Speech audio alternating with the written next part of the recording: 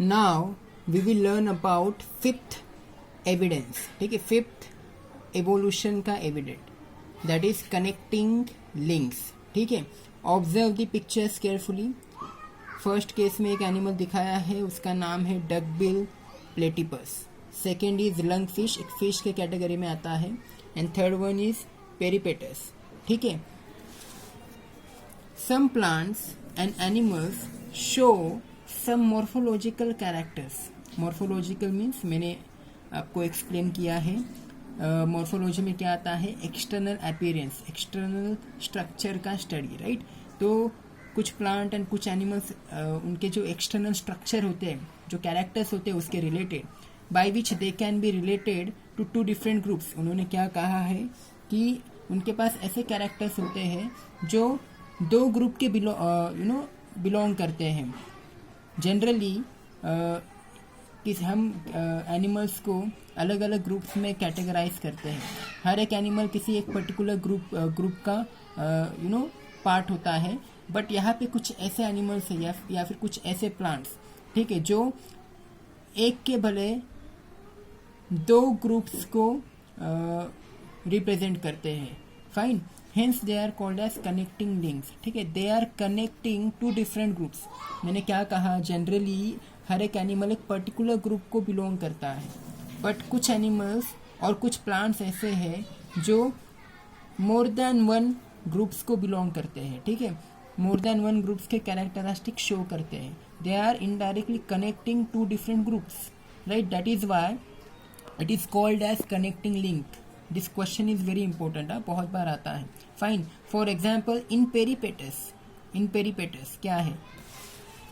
Peripatus. ठीक है, in peripatus characters like segmented body.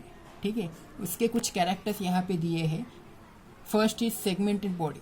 Peripatus का बॉडी सेगमेंटेड होता है. सेगमेंटेड इन द सेंस, यहाँ पे पिक्चर में इतना क्लियर नहीं है, अगर गौर से देखोगे तो यहाँ पे आपको कुछ ऐसे ऐसे दिखाई देंगे. इन्हें कहते हैं सेगमेंट्स. ठीक है, तो ये जो बॉडी है वो सेगमेंटेड है, छोटे छोटे पार्ट्स में आपको डिवाइडेड दिखेगी. ठीक है, वो सभी पार्ट्स जॉइंट है बट फिर भी सेगमेंट्स आपको उसके बॉडी पे दिखाई देंगे. ठीक है, इसे कहते हैं सेगमेंटेड बॉडी होना. Then next characteristic is thin cuticle. Cuticle is nothing but outermost skin. ठीक है, ये स्किन का आउटर मोस्ट पार्ट होता है. लास्ट ईयर आपने स्किन का भी, स्किन मसल्स के बारे में लर्न किया है डिटेल में. तो एपिडर्मिस ये टर्म सुना रहेगा. ये क्यूटिकल जो है वो एपिडर्मिस, आउटर मोस्ट स्किन जो थीन है. ठीक है, third characteristic is parapodic like organs. ऐसे ऑर्गन्स जो पैरापोडिक हैं, जो लोकोमोशन के लिए काम आते हैं. ठीक है, लोकोमोशन मीन्स एक जगह से दूसरे जगह मूव करने के लिए काम आते हैं. फाइन, आप यहाँ पे देख सकते हैं ये जो दिख रहे हैं आपको, ये क्या है? पैरापोडिकल ऑर्गन्स है जो इस पर्टिकुलर लिविंग बीइंग को, पेरीपेटस को मूव करने के लिए हेल्प करता है, एक जगह से दूसरे जगह मूव करने के लिए हेल्प करता है. फाइन, ये जो तीन कैरेक्टरिस्टिक यहाँ पे दिए हैं इसके, सेगमेंटेड बॉडी होना, thin cuticle and parapodia like organ होना, ये सारे कैरेक्टरिस्टिक, ठीक है, अलग अलग ग्रुप के होते हैं, अलग अलग ग्रुप के होते हैं. फाइन, ये सेगमेंटेड बॉडी किसी और ग्रुप का कैरेक्टरिस्टिक है, ये क्यूटिकल किसी और ग्रुप का है, पैरापोडिया किसी और ग्रुप का कैरेक्टर है. ठीक है, अलग अलग ग्रुप के कैरेक्टरिस्टिक्स है, किसी एक पर्टिकुलर ग्रुप के नहीं है. मतलब ये जो पर्टिकुलर पेरीपेटस है वो अलग अलग ग्रुप को रिप्रेजेंट करता है, किसी एक को नहीं. Fine, similarly these animals show tracheal respiration. ठीक है, और एक कैरेक्टरिस्टिक दिया है tracheal respiration.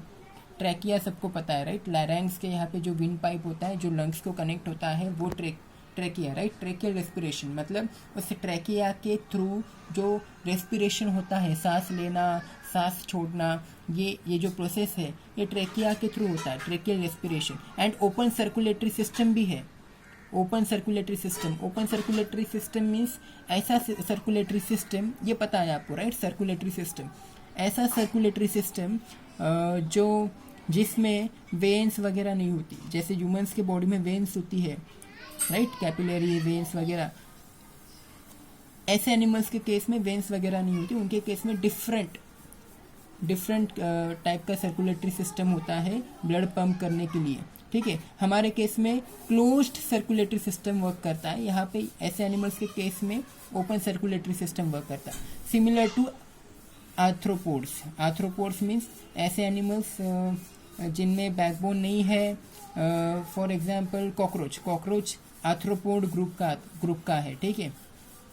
Tracheal respiration human की तरह कैरेक्टरिस्टिक है, वाइल ये जो ओपन सर्कुलेटरी सिस्टम है वो कॉकरोच के ग्रुप का है, right.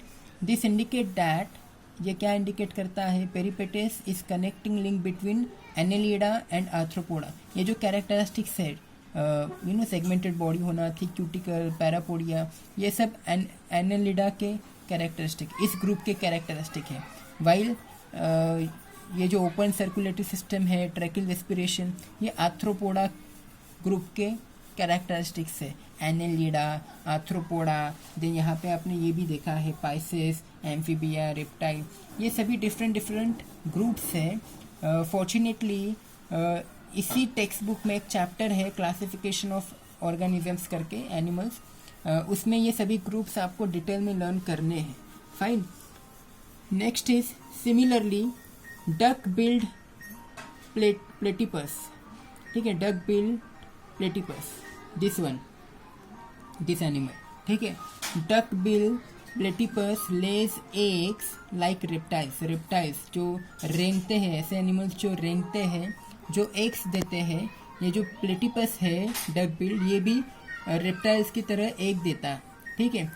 But shows relationship with mammals as well, ठीक है। ये जो पर्टिकुलर लिविंग बीइंग है डक बिल प्लेटिपस, ये रेप्टाइल्स की तरह एक देता है, मतलब ये रेप्टाइल्स के ग्रुप में आता है एज वेल एज ये मैमल्स के ग्रुप में भी आता है, ठीक है। मैमल्स ऐसे एनिमल्स हैं जो अंडे नहीं देते, जो एग्स नहीं देते, वो डायरेक्टली रिप्रोड्यूस करते हैं, लाइक ह्यूमंस, ठीक है। ह्यूमन कैसे रिप्रोड्यूस होते हैं आपको पता है, due to presence of mammary glands and hairs.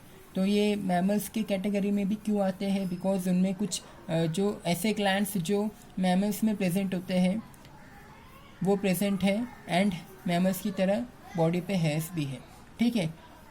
मतलब ये जो पर्टिकुलर ऑर्गेनिज्म है नेम्ड डक बिल प्लेटिपस, ये रेप्टाइल के ग्रुप में भी आता है, मैमल के ग्रुप में भी आता है, वो दोनों के कैरेक्टरिस्टिक शो करता है, ठीक है। थर्ड इज लंग फिश का पिक्चर देखा है आपने यहाँ पे, लंग फिश, ठीक है। इसके केस में ये जो रेस्पिरेशन है, it performs respiration with lungs, ठीक है। नाम से ही समझ में आता है लंग फिश, ऐसा फिश है जो लंग्स के हेल्प से रेस्पिरेशन करता है, just like human being, right. Irrespective of being fish होके भी ये ह्यूमन की तरह लंग्स का यूज़ करके रेस्पिरेशन कर रहा है। जनरली फिश अपने स्किन से रेस्पिरेशन करती है, ये सबको पता है, राइट। बट ये जो फिश है, पर्टिकुलर फिश, वो लंग्स की हेल्प से रेस्पिरेशन करती है, डिस्पाइट ऑफ बीइंग फिश होके भी वो ह्यूमन की तरह रेस्पिरेशन करती है। These are the examples which indicates that mammals are evolved from reptiles and amphibians from fishes, ठीक है। तो कंक्लूजन क्या निकाला यहाँ से, इन एग्जाम्पल से कंक्लूजन क्या मिलता है कि ये जो मैमल्स है, मतलब अभी ह्यूमंस की तरह जो मैमल्स हम अपने अराउंड देखते हैं, जो मैमल्स आर इवॉल्व्ड फ्रॉम, ये मैमल्स कैसे इवॉल्व हुए हैं, किससे इवॉल्व हुए हैं, रेप्टाइल्स से, एंड एम्फीबियन फ्रॉम फिशेस से इवॉल्व हुए, ठीक है।